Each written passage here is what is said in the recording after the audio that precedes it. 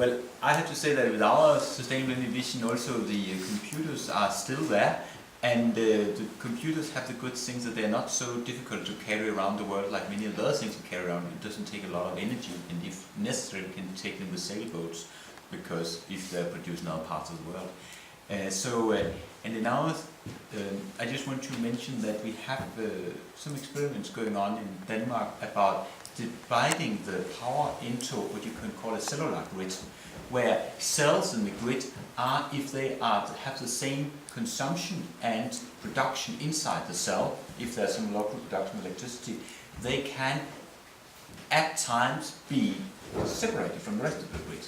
And this just started with a couple of cells they're trying out now, but the idea is in the long run you'd have a much more resilient grid, so you don't have this big system failures like we've seen in Europe. I mean, there was part of Germany once, there was Copenhagen once, being completely out of power for, not for days, but for several hours, which is still annoying. And difficult to restore the full grid. You can just keep all those cells which happen to be in balance at the time of the crash, staying there, and then quickly restore the rest of the system. And I think that's the kind of technology, more intelligent grid, but that requires a lot of computers, and I think that's part of our vision. Resilience? Well, yes.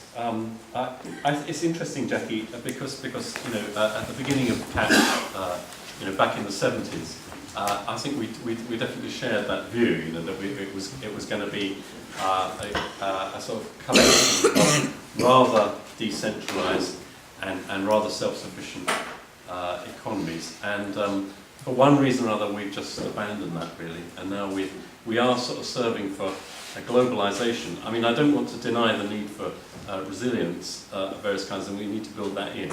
And perhaps some of the things that Gunnar's talking about are ways to do it. But basically, our thinking has gone the other way, actually. I mean, we're thinking of reaching out into Europe, we're thinking about super grids and exporting our sort of gold mine, North Sea, offshore wind, and all that sort of thing, and having a more integrated Europe rather than a less integrated Europe. And I'm sorry, I just think that does conflict with your vision, but I think we're serving to sort of save the whole lot, in a way. Perhaps that's a bit No, I think much. that's a good vision. I think that's fine. But my question was, what if we don't have time to do that? Is there a fallback situation? If you've got in your mind that's plan A, that's the best, and I would like to go there, and I think there's a good, maybe 90% chance we do. What is plan B if we haven't done it quite well and we do fall in? Yes, I mean we do talk often about plan B, and we thought the government ought to have a plan B, just as in the old sort of nuclear war age, it had civil defence plans, it had all sorts of contingency plans. I think that's very, very important. Yeah.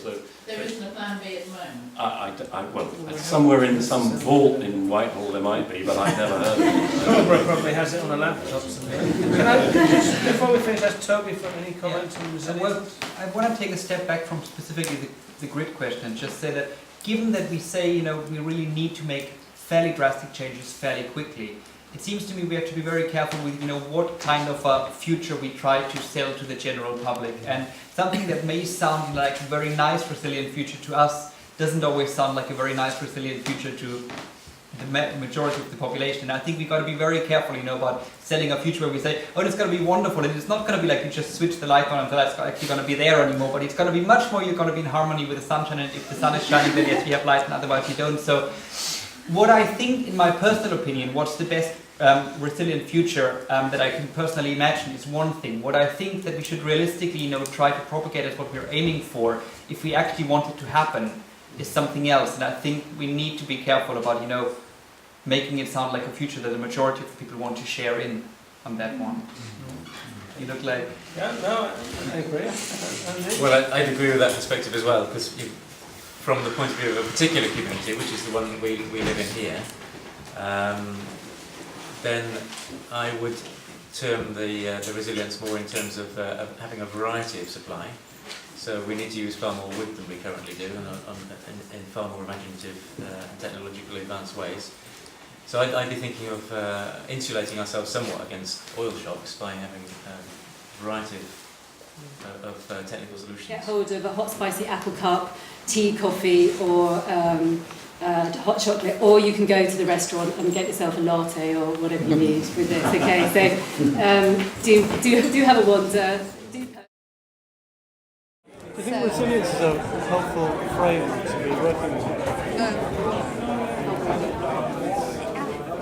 Like the words resilience, sacrifice, we have to think of words.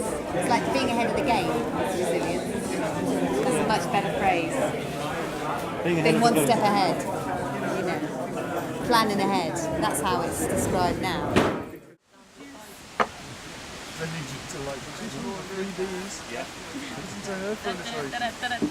Okay, right. Fresh apple juice Side from of the the houses. authentic press.